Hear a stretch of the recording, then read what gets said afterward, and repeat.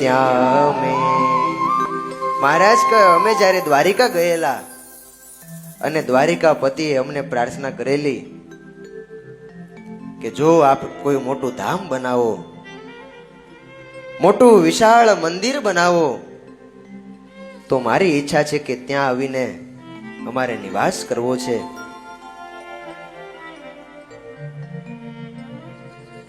આ વાત એને વર્ષો પસાર થઈ ગયા. મહારાજ કહે બસ હવે વાતને સત્ય થવાનો સમય આવ્યો. મસ્તક ઉપર કોઈના કોમળ હાથનો સ્પર્શ થયો. આંખ ખોલીને જોવે ત્યાં તો સ્વયં દ્વારિકાધીશ એ સચ્ચિદાનંદ સ્વામીની આગળ પ્રગટ થઈ ગયેલા.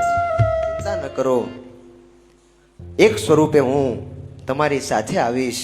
એવી રીતે દ્વારિકાધીશ વડતાલ આવવા માટે સ્વામીની સાથે નીકળ્યા છે.